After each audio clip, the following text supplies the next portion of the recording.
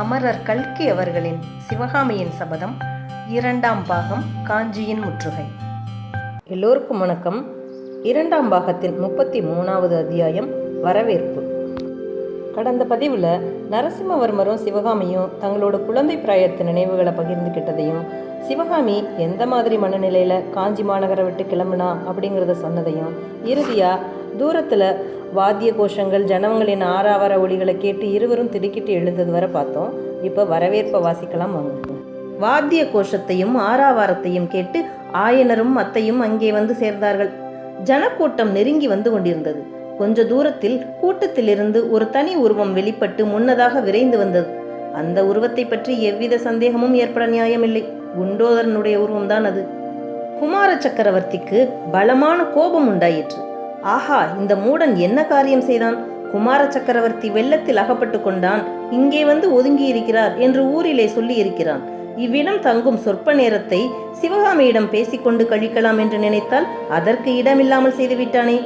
சிவகாமிக்கு சொல்ல வேண்டியது, கேட்க வேண்டியது இன்னும் எவ்வளவோ இருக்கிறதே. சைன்யமின்றி தாம் தனித்து வந்திருப்பது பற்றியும், ஆயனரும் சிவகாமியும் தம்முடன் இருப்பது பற்றியும் அவர்கள் என்ன நினைப்பார்கள்? இந்த மூடன் குண்டோதரன் எவ்வளவு சங்கடமான நிலையில் தம்மை கொண்டு வந்து வைத்து விட்டான். ஆயினும் அவனிடம் தற்போது கோபம் கொள்வதில் பயனில்லை. நடந்த தவறு நடந்துவிட்டது. எப்படியோ இந்த சங்கடமான நிலைமையை சமாளித்தாக வேண்டும். இப்படி சிந்தனை செய்து கொண்டு சற்று பின்னாலேயே மாமல்லர் ஒதுங்கி நின்றபோது குண்டோதரன் தம்மிடம் வராமல் ஆயனரிடம் நின்று ஏதோ சொல்லுவதை பார்த்தார். பிறகு சிவகாமியின் காதோடு ஆயனர் ஏதோ சொன்னார். இருவரும் மாமல்லர் இருந்த திசையை நோக்கி புன்னகை புரிந்தார்கள். ஜனக்கூட்டம் இதற்குள் அருகில் வந்துவிட்டது. கூட்டத் தலைவர்களாக தோன்றிய இருவர் பூரண கும்பத்துடனும் புஷ்பம், தாம்பூலம், பழம் வைத்திருந்த தட்டுக்களுடனும் எல்லோருக்கும் முன்னால் வந்தார்கள். குண்டோதரன் அவர்களுக்கு ஆயன செப்பியாரை சுட்டி காட்டினான். கிராம தலைவர்களில் ஒருவர் கூறினார், உலகத்தில் எப்பேற்பட்ட தீமையிலும் நன்மை ஒன்று உண்டு என்பார்கள். அதுபோல் திருப்பார்கடல் ஏரி உடைப்பு எடுத்ததனால் எங்கள் கிராமம் பாக்கியம் செய்ததாயிற்று. சிற்ப சக்கரவர்த்தி ஆயனரையும் பரத சாஸ்திர ராணி சிவகாமி தேவியையும் வரவேற்கும் பேறு எங்களுக்கு வாய்த்தது. வரவேண்டும் ஐயா, வருக தேவி. உங்களுக்கும் உங்கள் சீடர்களுக்கும் எங்களால் முடிந்த சௌகரியங்களை செய்து கொடுக்கிறோம். எத்தனை நாள் முடியுமோ அத்தனை நாள் எங்கள் விருந்தினர்களாய் தங்கி இருக்க வேண்டுகிறோம். இவ்விதம் கிராம தலைவர் கூறி முடித்ததும் ஆயனர், மகாஜனங்களே, உங்களுடைய அன்புக்கு நானும் என் குமாரியும் என் சீடர்களும் மிகவும் கடமைப்பட்டிருக்கிறோம். இந்த வெள்ளம் வடிகிற வரையில் உங்களுடைய விருந்தாளியாக நாங்கள் இருந்துதான் தீர வேண்டும் என்றார்.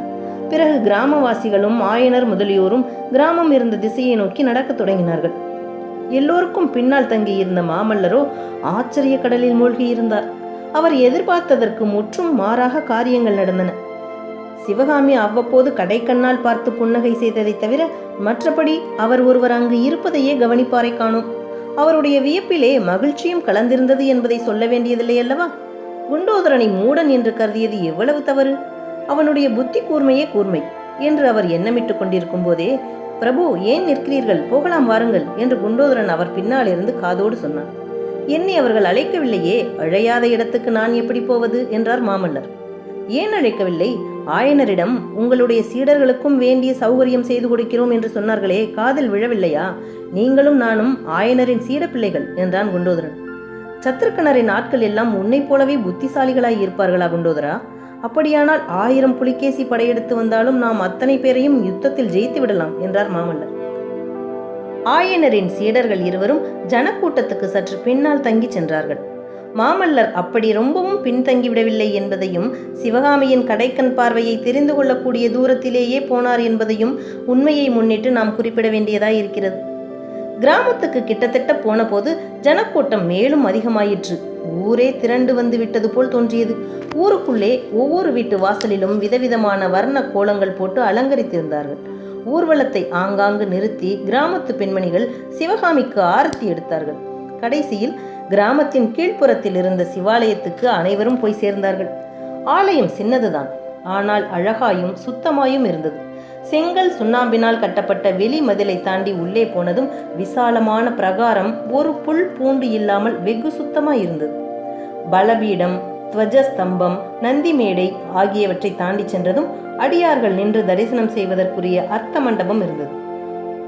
ஓட்டினால் கூரை வேயப்பட்ட அர்த்த மண்டபத்துக்கு அப்பால் கற்பகிருகம். இதன் மேலே அப்போது புதிதாக தமிழகத்தில் வழக்கத்துக்கு வந்து கொண்டிருந்த தூங்கானை மாடம் அழகாக விளங்கிற்று. கோவிலுக்குள் நுழையும் போதே சாம்பிராணி, சந்தனம் இவற்றின் சுகந்தமும், பன்னீர், பாரிஜாதம், செண்பகம் முதலிய திவ்ய மலர்களின் நறுமணமும், நெய் விளக்கின் புகை, உடைத்த தேங்காய், உரித்த வாழைப்பழம், நாரத்தம்பழச்சாறு, பிழிந்த கரும்பின் ரசம் ஆகியவற்றின் சுவாசனையும் கலந்து வந்து ஏதோ ஒரு தூய்மையான தனி உலகத்துக்குள்ளே வந்திருப்பது போன்ற உணர்ச்சியை உண்டாக்கின. ஆயனரும் சிவகாமியும் ஆயனரின் சீடர்களும் அர்த்த மண்டபத்துக்குள் வந்ததும் சிவகாமிக்கு தீபாராதனை நடந்தது. பின்னர் அர்ச்சகர் அபிஷேகம், தீர்த்தமும் விபூதி பிரசாதமும் கொடுத்தார். இதே மாதிரி அம்பிகையின் சந்நிதியிலும் தீபாராதனை நடந்து குங்கும புஷ்ப பிரசாதங்கள் அளிக்கப்பட்டன. எல்லாம் ஆன பிறகு அவர்களை வரவேற்ற கிராம தலைவர், ஆயனரே, தங்களுடைய குமாரியின் நடன வித்தை திறமையை குறித்து நாங்கள் ரொம்பவும் கேள்விப்பட்டிருக்கிறோம். எங்கள் பாக்கிய வசத்தினால் எதிர்பாராத விதமாக நீங்கள் இந்த கிராமத்துக்கு வரும்படி நேர்ந்தது.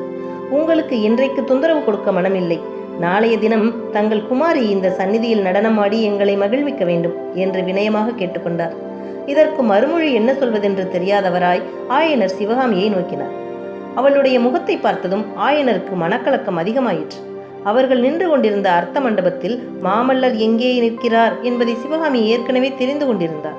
இதுவரையில் வெகு ஜாக்கிரதையாக அந்த பக்கமே பார்க்காமல் இருந்த அவளுடைய கண்கள் பளிச்சென்று மாமல்லருடைய முகத்தை ஏறிட்டு நோக்கின. சிவகாமியின் கண்களில் தோன்றிய கேள்விக்கு மாமல்லரின் முகமலர்ச்சியும் அவருடைய கண்களில் தோன்றிய குதூகலமும் மறுமொழி தந்தன.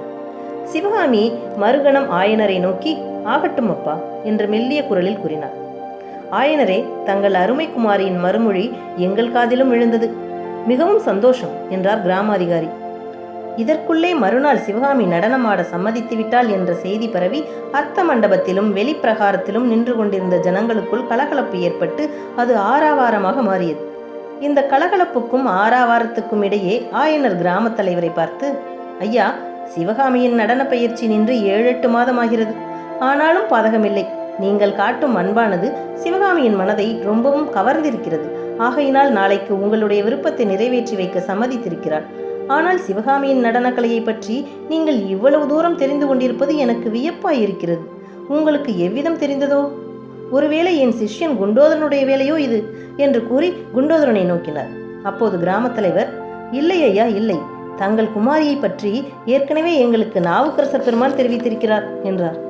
ஆஹா, நாவுக்கரசர் இங்கே வந்தாரா? உங்களுடைய பாக்கியம்தான் என்ன என்றார் ஆயனர். நாங்கள் பாக்கியசாலிதான். 6 மாதத்துக்கு முன்னால் நாவுக்கரசர் பெருமான் இந்த புண்ணியம் செய்த கிராமத்துக்கு வந்தார். அவருடைய திருக்கரத்தில் உழவார படை பிடித்து இந்த ஆலயத்தின் பிரகாரத்தை சுத்தம் செய்தார். நாங்களும் அந்த திருப்பணியில் ஈடுபட்டோம். அன்றிரவு இந்த சந்நிதியில் நாவுக்கரசர் பெருமானின் சீடர்கள் அமுதொழுகும் தமிழ் பதிகங்களை பாடினார்கள். அவற்றில் முன்னம் அவனுடைய நாமம் கேட்டால், மூர்த்தி அவனிருக்கும் வண்ணம் கேட்டாள் என்னும் பதிகத்தை பாடிய போது நாவுக்கரசர் பெருமானின் கண்களில் இருந்து தாரை தாரையாக கண்ணீர் வந்தது. இவ்விதம் கிராம தலைவர் கூறி வருகையில் ஆயனர், சிவகாமி, மாமல்லர் ஆகிய 3 பேருக்கும் ஏக காலத்தில் ரோமாஞ்சனம் உண்டாயிற்று. அத்தலைவர் மேலும் கூறினார். பதிகம் முடிந்த பிறகு பெருமான் எங்களுக்கு சிவகாமி தேவியின் நடனத்தை பற்றி கூறினார்.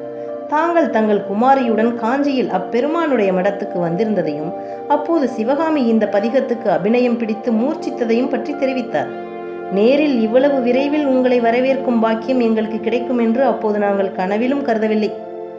வாகீச பெருந்தகைக்கு எங்களுடைய ஞாபகம் இருந்தது நாங்கள் செய்த புண்ணியம் என்றார் ஆயனர். நாவுக்கரசர் பெருமான் வந்து போன பிறகு இந்த ஊரில் அவருடைய திருப்பெயரால் ஒரு மடாலயம் கட்டியிருக்கிறோம்.